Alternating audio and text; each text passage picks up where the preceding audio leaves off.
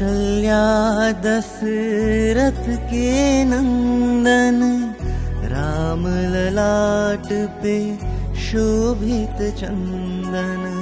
रघुपति की जय बोले लक्ष्मण, राम सिया का हो अभिनंदन।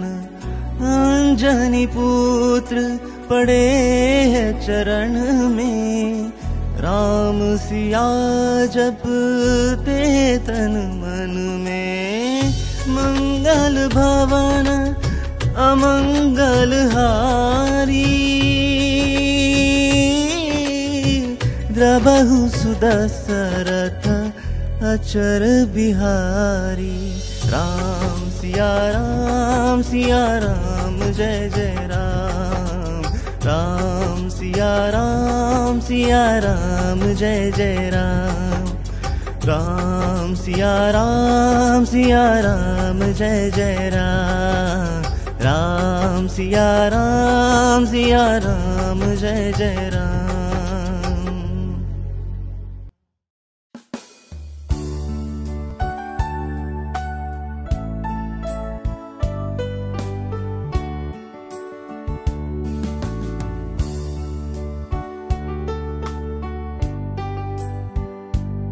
इथल्या नारायण आणि नारायणी तत्वाला माझा नमस्कार। माता सीतेची ऊर्जा घेऊन पुन्हा आपण सीतायनात एका वेगळ्या अध्यायात भेटतो आहोत। इथे अतिशय महत्त्वाचं माता सांगतात आहे। सोमा मातेबद्दल कथन करते आणि सोमा जेव्हा मातेबद्दल बोलत असते ना, तर तिच्या डोळ्यातून नेहमी आसवं ओघळत असतात। इतकं तिचं प्रेम आपल्या सीता मावर असतं। आणि इथे माता सांगते, सोमा माता, हनुमानाला सीतेनं सांगितलेली एक गोष्ट मला आठवते। अच्छा, कुठली गोष्ट? जरासं कुतूहलानं सगळेजण सोमाला विचारतात। सोमा सांगते, मातेनं हनुमंताला सांगितलं होतं की तुझ्याकडे जो कोणी तुझ्या कुटीत येतोय त्याला तू त्याच्या आत्म्याला तर भोजन देच, पण त्याच्या शरीरालाही भोजन दे। शरीराला आणि आत्म्याला भोजन मिळालं की तो व्यक्ती प्रसन्न होतो आणि त्याची प्रसन्नता खूप महत्त्वाची असते। त्याला संतुष्ट करून पाठव। आणि हे जेव्हा संदेश मला मारुतीरायाकडून कळले तेव्हा मला याची जाणीव झाली की मातेनं या गोष्टी मलाही माझ्यापर्यंत या नकळत पोचवल्या आहेत। मातेचं एक सुंदर मूर्ती सोमाच्या कुटीत असायची। तिथे खूप छान फुलांनी सजावट केलेली असायची आणि जी जी मंडळी तिच्याकडून दुरून दुरून येत असत, ती सगळी जवळपासची असो व दूरची असो, त्या सगळ्या मंडळींसाठी ती आपल्या पडवीमध्ये चुलीवर स्वयंपाक करीत असे। आणि हा स्वयंपाक पण खूप एका वेगळ्या पद्धतीनं होत असे।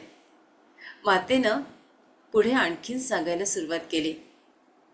सोमा माता बोलू लागली की स्वयंपाक करताना मला आणखीन एक गोष्ट कळली की जी आपण स्वयंपाकाची तयारी करतो ना, ती तयारी केल्यानंतर पृथ्वी मातेसाठी आपण प्रार्थना करावी, कारण तिनं या वस्तू आपल्याला दिल्या असतात। त्याच्याबद्दल मनोमन कृतज्ञता व्यक्त करावी आणि या गोष्टींचा मी उपयोग करून ज्यांच्यासाठी स्वयंपाक करते आहे त्यांचं कल्याण व्हावं। किती सुंदर गोष्टी आहेत ना या। आपण रोजचा स्वयंपाक करतो, पण रोजचा स्वयंपाकाचा प्रसादात कसं रूपांतर करायचं इथे आपल्याला माता शिकवतात आहे। आजवर या गोष्टी कळल्याच नाही। आणि मग तो प्रसाद जेव्हा ती व्यक्ती ग्रहण करते तेव्हा मग तो चिडका असेल, रडका असेल, त्याला वाईट सवयी लागलेल्या असतील, हळूहळू या प्रसादाचं रूपांतर त्याच्या मज्जा संस्थानावर काम करतं आणि मग त्याच्यातले जे वाईट गुण असतात ते कमी व्हायला लागतात। मातेनं याच गोष्टी आपल्याला पाण्याच्या माध्यमातून पण शिकवल्या। आपण पाण्याचा पेला घेऊन किंवा पाण्याची चरवी ठेवा, कारण इतकं प्रत्येकाला पाणी देताना आपल्याला जमणार नाही की 21 वेळा राम म्हणा, 3 वेळा राम म्हणा। तुम्हाला शक्य असेल तर तुम्ही 3 वेळा म्हणा आणि तुम्हाला शक्य असेल तर तुम्ही 21 वेळा राम राम राम या मंत्राचा जप करून जर पाणी मंत्रून घेतलं तर त्याचा परिणामही खूप चांगला होतो। म्हणजे घरात कधी कधी क्लेश होणं, त्रास होणं, कामं अडून पडणं, अशा ज्या गोष्टी घडतात त्या गोष्टी घडणार नाही. तुम्हाला प्रत्येक गोष्टीत यश मिळायला सुरुवात होईल आणि तुमचं त्याहीपेक्षा मनशांती त्या घराला लागेल. त्या घराचं रूपांतर एका आश्रमात होईल. खूपदा असं होतं की आपण टी व्ही बघत जेवण घेतो, प्रसादम घेतो, तर त्याचा परिणाम ते सगळे इमोशन्स, त्या जे रडणं चिडणं असतं ना, ते आपण आपल्या अन्नात बोलवत असतो आणि तोच आपण प्रसाद घेतो, तर आपणही त्यांच्यासारखे वागायला लागतो. तर सहसा आपला जर मी तर टी व्हीच बंद करून टाकलं आहे, तर त्याच्यामुळे त्याचा काही परिणामच होत नाही. पण ज्यांना शक्य असेल त्यांनी बंद करावा, ज्यांना शक्य नसेल त्यांनी निदान जेवायच्या वेळेला तरी आपल्या टी व्ही बघू नये. असो मास्टर्स, हे जे वाटलं तेवढं मी आपल्याला सांगितलं. त्याच्यानंतर हा आणखीन एक गोष्ट महत्त्वाची आहे की ते माता म्हणतात की जेव्हा तुम्ही वसुंधरा मातेबद्दल कृतज्ञता व्यक्त करता, तेव्हा प्रत्येक वनस्पतीतील विशेष गुणधर्म आपण जागृत करू शकतो. ही केवढी मोठी गोष्ट आहे की ज्या वनस्पतीचा जो गुणधर्म आहे तो आपल्यात जागृत होतो आणि आपल्याला त्यांचं कळायला लागतं की या अगदी तुम्हाला उदाहरण द्यायचं तर ती झाडं ना तुमच्या स्वप्नात येतात आणि तुम्हाला सांगतात की माझा हा उपयोग होतोय, फक्त कृतज्ञता व्यक्त करून. हा अनुभव घेतला होता म्हणून मी तुम्हाला सांगते की प्राजक्ताचा अनुभव मला आला की प्राजक्ताचं झाड पहाटे बोलायला लागलं आणि त्यांनी त्याच्या बियाचा काय उपयोग होतो, त्याच्या सालाचा काय उपयोग होतो, त्याच्या पानांचा काय उपयोग होतो, अशा प्रकारानं त्या प्राजक्ताच्या झाडाचा आणि माझा संवाद झाला. मी हा प्रयोग करून बघितला, तुम्हीही प्रयोग करून बघा. फक्त कृतज्ञतेने तुम्हाला त्याच्याशी जोडायचं आहे, बाकी कुठलाही दुसरा फॉर्म्युला नाही आहे. असो मास्टर्स, त्याच्यानंतर माता आपल्या गुरुकुलाबद्दल बोलतात आहे की गुरुकुलात जी मुलं येतात त्यांना काय शिकवलं जातं, त्यांच्यावर कसे संस्कार केले जातात. तर म्हणजे मातेनं जे लवकुशांतर संस्कार केले ते एका पिढीकडून दुसऱ्या पिढीकडे, आणि आता सोमा माता आपल्या मुलांना कसं शिकवतात आहे. म्हणजे ज्या गावातली जी मुलं येतात आहे त्यांना या झाडांबद्दल प्रेम व्हावं, पशुपक्ष्यांबद्दल प्रेम व्हावं, म्हणजे त्यांना पोथी वेद या तर गोष्टी अवगत होत्याच, पण त्याबरोबर निसर्गाला कसं जवळ करता यावं याही गोष्टी माता खूप शिकवत असत. मातेला पुन्हा अरण्यात का बोलावलं, तर याच्यासाठी आपण कालच हा भाग बघितला. हा भाग माता तर आपल्या 2 मुलांसवे होत्या. माता ना तर श्रीरामाची आठवण येतच होती, पण त्यापेक्षाही श्रीराम मात्र मातेसाठी आता खूप भावूक झाले होते.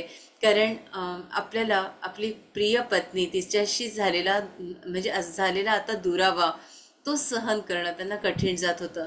प्रत्येक ठिकाणी त्यांना मातेची आठवण येई, कारण माता ही अगदी सावलीसारखी श्रीरामाच्या सोबत असायची ना. प्रत्येक गोष्ट श्रीराम त्यांना सांगायचे आणि त्यांचा सल्ला घेत.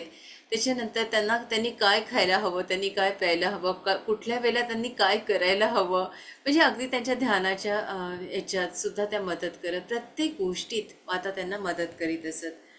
त्याच्यानंतर लवकुश यांच्या जन्मानंतर माता आता पुन्हा मातेला तिचं बालपण आठवू लागलं की मी जशी मिथिलेत वाढली, माझ्यावर कुठलेच धरबंध नव्हते, कधीही मी अरण्यात जाऊ शकत होती, कधीही जनक बाबा मला कुठंही घेऊन जायचे आणि एखाद्या पाखरासारखं मी आयुष्य जगले. तसंच आयुष्य आता माझ्या मुलांच्या वाट्याला आलेलं आहे. मी किती भाग्यवान आहे. इथे आपल्याला समजतंय की माता प्रत्येक स्थितीत किती प्रसन्न आहे, किती खुश आहे. जो क्षण आपल्या आयुष्यात आलाय त्या क्षणासाठी मी भाग्यवान आहे हे समजणं किती मोठी गोष्ट आहे. आणि इथे माता तर अगदी आपल्याला कृतज्ञता भाव हा शिकवतात आहे की तुम्ही प्रत्येक वेळेला कृतज्ञता भाव व्यक्त करा आणि या भावानं तुम्ही तुमच्या शरीरावर जो परिणाम होतो तो कुठलाच आजार तुम्हाला होत नाही. या गोष्टी आपल्याला माता सांगतात आहे. त्याच्यानंतर अतिशय महत्त्वाची पुढची गोष्ट आहे ती अशी की लव आणि कुश यांच्या जन्मानंतर जे प्राणी मातेच्या कुटीत यायचे तर या प्राण्यांना म्हणजे कसं बघायचं, त्यांच्याशी कसा संवाद साधायचा, कसं बोलायचं, तर ही दोन्ही जी मुलं होती त्यांना ती सारी प्राणी पक्षी खूप आवडायचे आणि त्यांच्याशी अगदी मातेसारखाच संवाद साधत असत.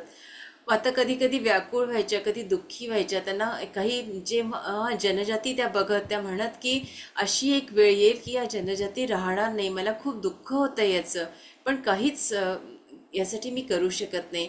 यासाठी आता मी मात्र तपस्या करते की हे वन, ही जंगलं राहावी, सगळ्यांचा विकास व्हावा, सगळ्यांचं चांगलं व्हावं. पण शेवटी मानव आहे आणि तो मानव स्वतःच्या स्वार्थासाठी बांधकाम करेल आणि या जंगलांची म्हणजे तोड करेल आणि ह्या जंगलांना जेव्हा तो नष्ट करेल तेव्हा त्याचे परिणाम त्याला भोगावे लागतील. हे परिणाम अतिशय वाईट आहेत. आपण आताही बघतो आहोत की काय कुठल्या प्रकारचा उन्हाळ्याला आपण जून महिन्यामध्ये सुद्धा त्याचा संघर्ष आपल्याला करावा लागतोय.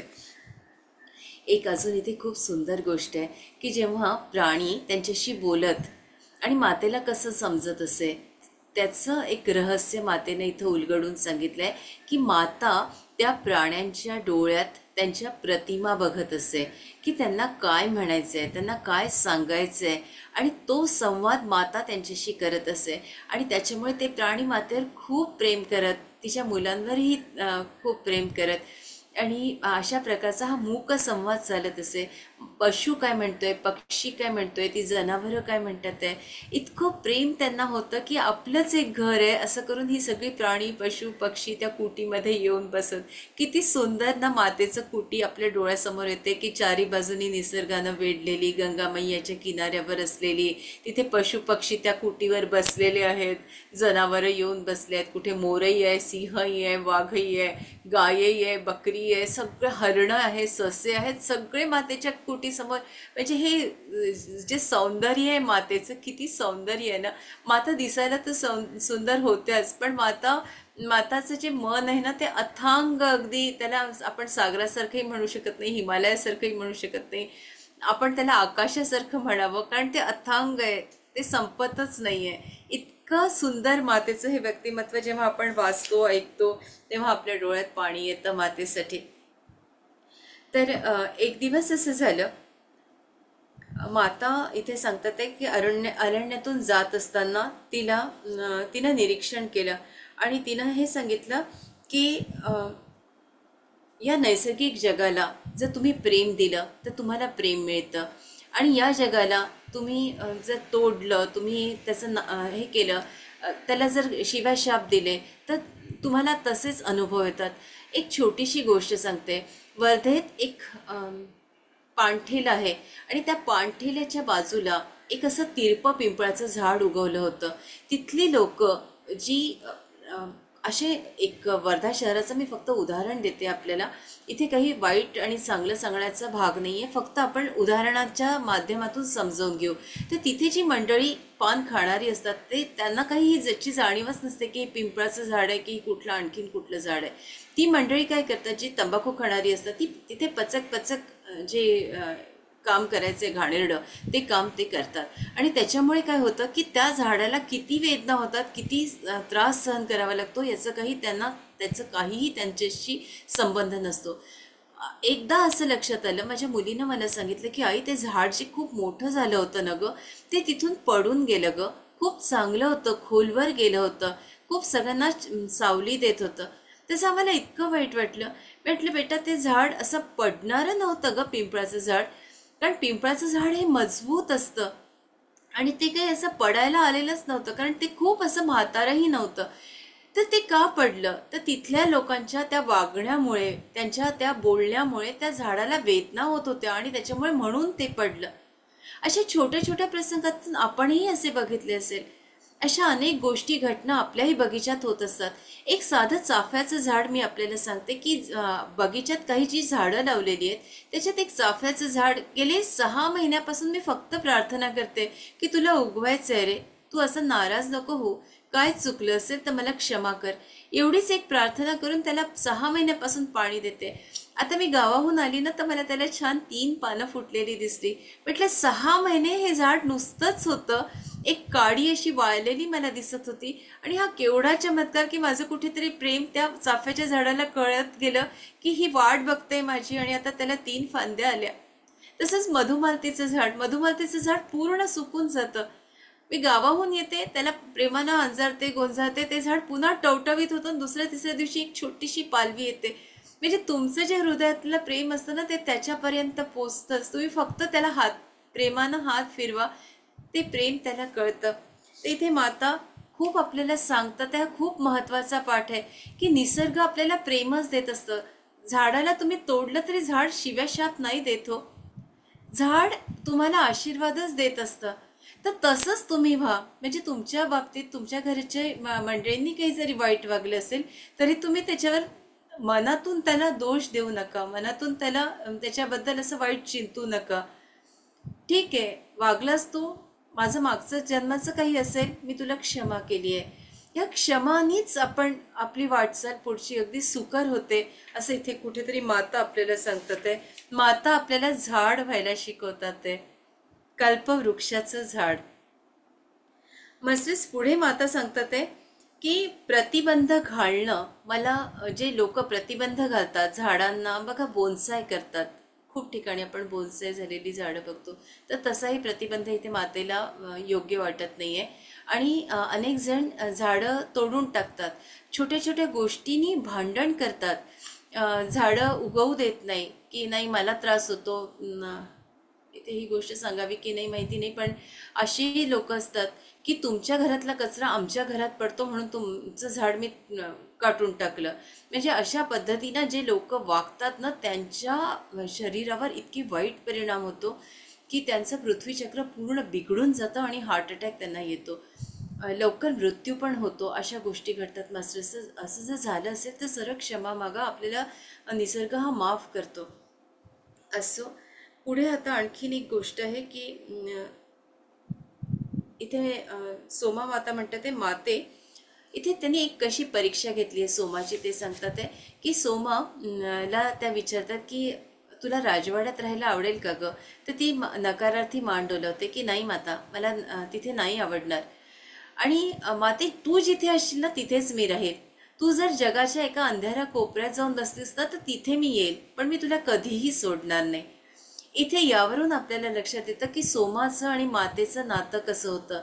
आणि सोमाचं त्यांच्यावर इतकं प्रेम होतं की माता आपल्यात असल्याची जाणीव तिला नेहमी व्हायची. आणि त्याच्यामुळे मातेला प्रसन्न करण्यासाठी मग मी काय करू शकते, मग ती शंख शिंपले गोळा करायची, मातेच्या प्रतिमेसमोर ठेवायची, तिथले सुंदर सुंदर फुलांची गजरे मातेला माळायची, त्याच्यानंतर त्याच्या रांगोळ्या काढायची, आपल्या दरवाजात त्या फुलांच्या रांगोळ्या काढायची. काय सुंदर तिची कुटी दिसत असेल. तिची जी पडवी होती तिथे ठिकठिकाणी तिने असे फुलांची झाडं ठेवली होती, त्याच्यामुळे असं वाटत होतं की इथे माता नांदते. म्हणजे जर आपल्याला आपल्या घरात असं वाटतं ना की परमेश्वर आपल्या घरात नांदावा, त्यासाठी तसे प्रयत्न करणं, फुलं ठेवणं, पानं ठेवणं, झाडं ठेवणं आणि त्या वस्तूंशी संवाद साधणं, त्यांच्यावर प्रेम करणं, त्या घराला आश्रमाचं रूप येतं. आणि प्रत्येकाचं घर हे घर राहत नाही, तो आश्रम होतो. ते फक्त आपल्यावर आहे. इथे मातेनं रावणाला मारण्यासाठी श्रीरामानं ज्या बाणांचा वापर केला होता त्या बाणांबद्दल माता सांगते की हे जर बाण दुसऱ्या कोणाच्या हातात पडले असते तर त्याचा विपरीत परिणाम या विश्वावर झाला असता. ते बाण अतिशय विचारपूर्वक रामाने सोडले होते, पण त्याचाही परिणाम पृथ्वी मातेवर झाला.